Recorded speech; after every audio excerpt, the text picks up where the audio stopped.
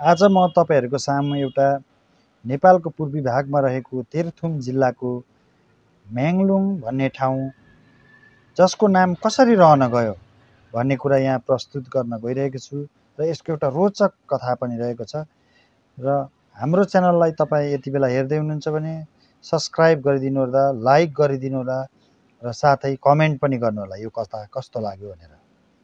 तेह्रथुम जिल्लामा म्याङलुङ भन्ने एउटा ठूलो गाउँ छ। त्यहाँ लिम्बूहरूको बस्ती छ।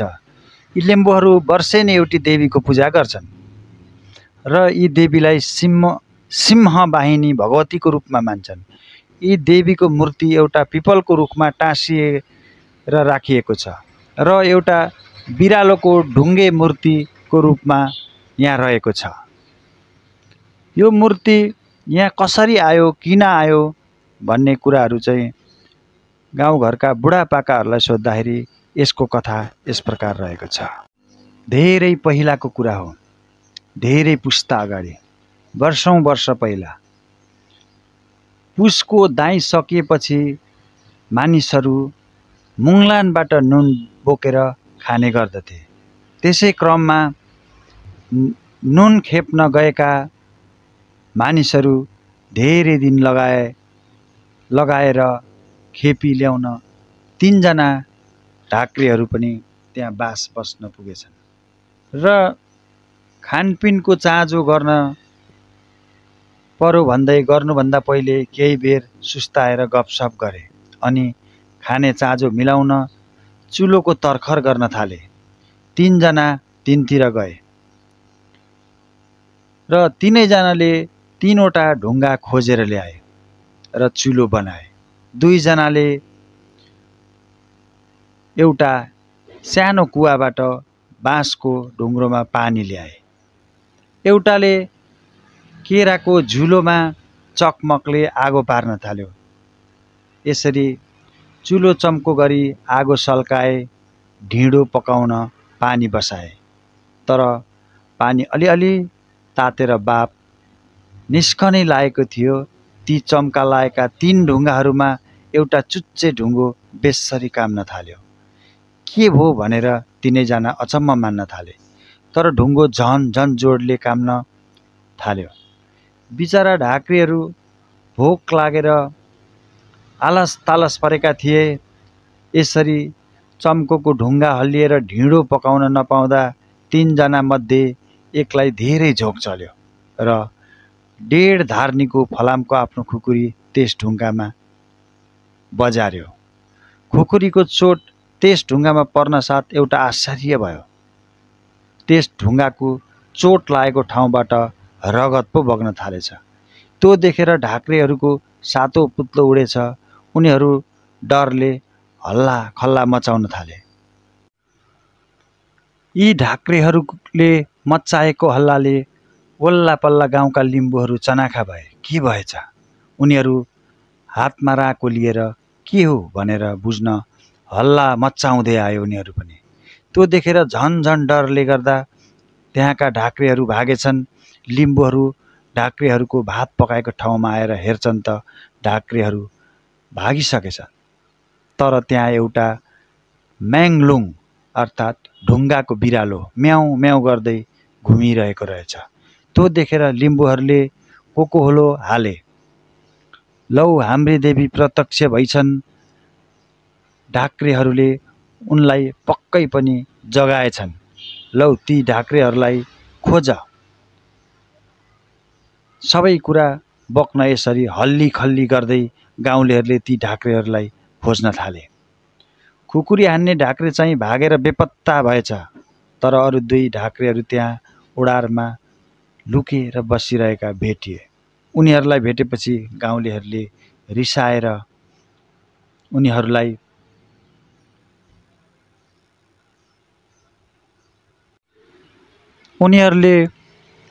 गाउँलेहरूले तिनीहरूलाई धेरै रिसाएर कराएछन् र ती 2 जनाहरूले पनि अहिलेसम्म भएका यथार्थ कुराहरू सबै भनिदिएछन्। सबै कुरा सुनेर गाउँलेहरू ती ढाक्रेहरूसँग निकै रिसाए। त्यस दिन ती दुवैलाई चौखारामा त्यसै वनमा मारिदिएछन् र भोलिपल्ट तमोर खोलामा बगाइदिएछन्। थला डाँडामा यसरी देवी जागेको कुरा सुनेर छथुम तेह्रथुम चारैतिरका मानिसहरू आउन थाले। तेह्रथुम आसपासका राजाहरू पनि घोडा चढेर म्याङलुङलाई हेर्न आउन थाले। केही दिन त्यस ठाउँमा एउटा भारी मेला नै चल्यो। केटाकेटीहरू म्याङलुङ झैँ म्याउ म्याउ गर्दै रमाएर खेल्न थाले। त्यसै ठाउँमा देवी भनेर म्याङलुङको भारी पूजा चल्न थाल्यो। एक रात एक्कासी त्यस गाउँका एकजना वृद्धलाई सपना भएछ। सपनामा देवी अथवा म्याङलुङले मलाई तमासा बनाएर नराख, मलाई गाउँमा लगी एउटा थानको लगाएर थान बनाएर राख भनिछन्। यो सपना पाएपछि बुढा लिम्बुले सबैलाई यो कुरा भने, हो त नि भनेर वरिपरिका गाउँले सबै मिली म्याङलुङलाई डोलीमा राखी गाजाबाजा सहित जात्रा गर्दै डाँडाबाट गाउँमा लगेछन् र गाउँको बीचको पिपलको रुखमा चारैतिर बार बारेछन् र छोडिदिएछन्। म्याङलुङ ल्याएको डोली र त्यसको डाँडी पनि त्यसै पिपलको रुखमा रोपिदिएछन्। रातभर त त्यसै भयो। भोलिपल्ट बिहान गाउँका बुढापाकाहरूले पिपलको रुखमा गई हेर्दा त अचम्म पो देखेछन्। त्यो के भने म्याङलुङ जस्ताको त्यस्तै ढुङ्गाको मूर्ति बनेर त्यस पिपलको रुखमा टाँसिएर बसेको रहेछ। त्यो देखेर त्यहाँका बासिन्दा खुसी भएर राजामा बिन्ती चढाएछन्। तेह्रथुमे राजाले आफ्ना दुनियाँको यस्तो कुरा सुनि मुलुकको सबभन्दा जान्ने ज्योतिषी बोलाएर जोखाना देखाए र यिनको नाउँ के राख्ने भनी सोधे। र ती ज्योतिषीले जोखाना हेरेर बिन्ती गरे, महाराज यी देवी साक्षात सिंहवाहिनी हुन्, किनभने यिनले त्यो आफूलाई खुकुरीको चोट हान्ने ढाक्रेलाई सिंहमा चढेर मारिसकेकी छन्। त्यसैले यिनको नाउँ सिंहवाहिनी भगवती राख्नुपर्छ र यी म्याङलुङका रूपमा थला डाँडैमा प्रकट भएकोले थला डाँडा वरिपरिका बस्तीलाई यिनै प्रकट भएको सम्झना स्वरूप म्याङलुङ भनेर नाउँ राख्नुपर्छ। जैसीको कुरा सुनेर राजालाई चित्त बुझेर तेह्रथुमे राजाले त्यसै गर्नु भनी दुनियाँलाई हुकुम दिएछन्।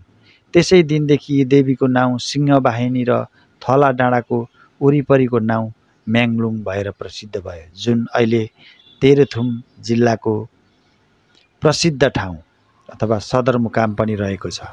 तपाईहरुलाई यो कथा कस्तो लाग्यो, राम्रो नराम्रो जस्तो लागे पनि कमेन्ट गरिदिनु होला र यस च्यानललाई सब्स्क्राइब गरिदिनु होला। यस्तै हाम्रा नेपाल र विदेशमा भएका कथाहरू रोचक र प्रकारका कथाहरू लिएर आउने नै छु। आजलाई धन्यवाद। वेलकम, नमस्कार।